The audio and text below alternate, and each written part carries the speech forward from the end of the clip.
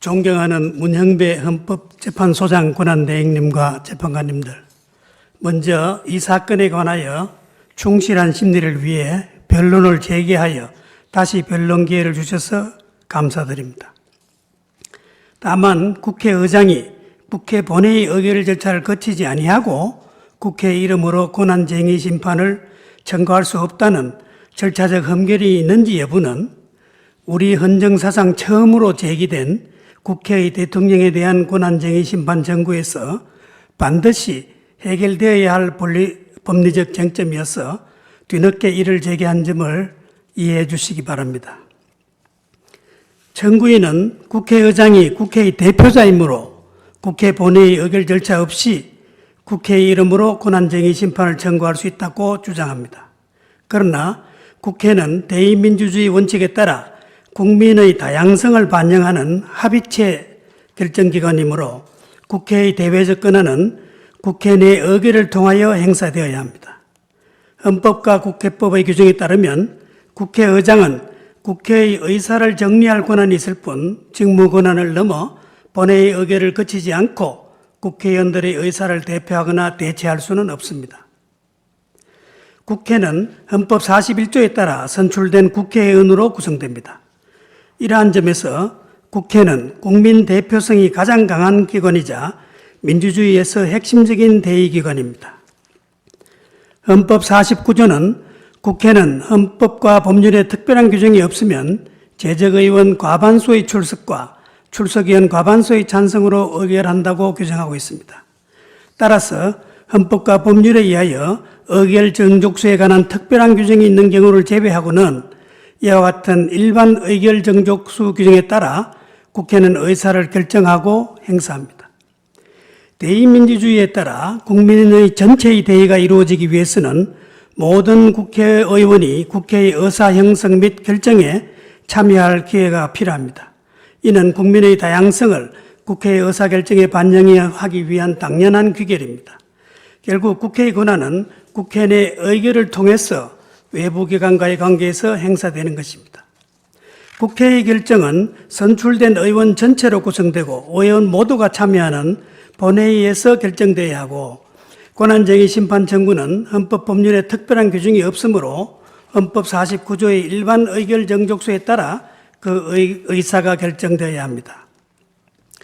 권한쟁의 심판 청구는 합의체인 국회에서 다수결을 통해서만 가능하므로 침해된 권한을 회복하려는 소수당의 시도는 다수결에 의해 좌절될 수 있어서 제3자 소송 담당이 필요하다는 헌법학자들의 견해도 많습니다.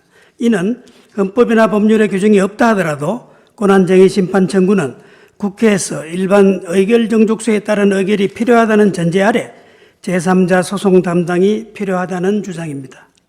다음으로 국회의장과의 지위와 권한에 대해서 보겠습니다. 국회법 10조 11조에 따르면 의장은 국회를 대표하고 의사를 정리하며 질서를 유지하고 사무를 감독하며 위원회에서 발언할 수 있습니다. 그 밖에도 정기국회 집회, 권고권 등 여러 가지 권한이 있습니다.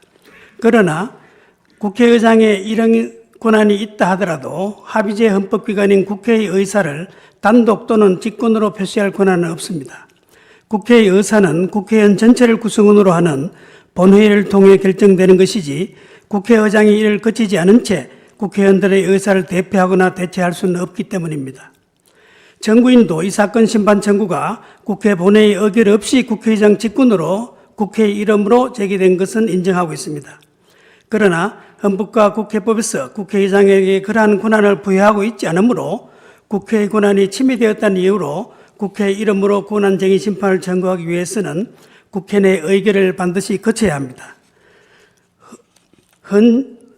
헌법재판소 98헌나 1결정에서 국회가 침해된 권한을 회복하기 위해서는 국회의 의결을 거쳐서 할 수 있다라고 한 판시는 이 사건 쟁점에 대해서 큰 의의가 있는 것이라고 하겠습니다. 결국 국회의장이 국회 본회의 의결 절차를 거치지 않은 채 국회 이름으로 제기한 이 사건 권한쟁의 심판 청구는 그 자체로 헌법 41조 1항 49조를 위반한 것이고 국회의원의 헌법상 권리인 심의표결권을 침해하여 위법하다고 할 것입니다. 청구인은 국회가 재판관 후보자를 선출한 것은 권한쟁의 심판 청구권까지 국회의장에게 유보한 것이라는 취지로 주장합니다. 그러나 국회가 본회의에서 재판관 후보자 1명을 선출한 것은 헌법 111조 3항에 따른 절차를 이행한 것일 뿐이고 피청구인이 후보자를 임명하지 않을 경우 권한쟁의 심판 청구를 할 수 있다는 의사까지 결의한 것으로 볼 수는 없습니다. 따라서 이 사건 권한심판 청구를 청구인 주장과 같이 재판관 선출 절차의 후속 절차에 불과한 것으로 평가할 수는 없습니다.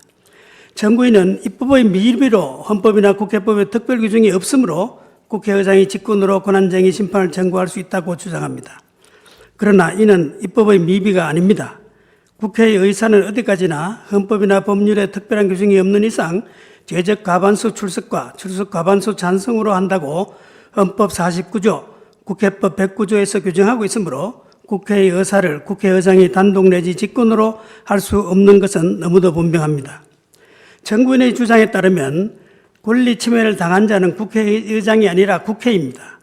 그런데 헌법재판소는 명시적으로 제3자 소송 담당을 인정하지 않으므로 국회의장이 국회를 대신해서 제3자 소송 담당으로 권한쟁의 심판을 청구할 수도 없습니다.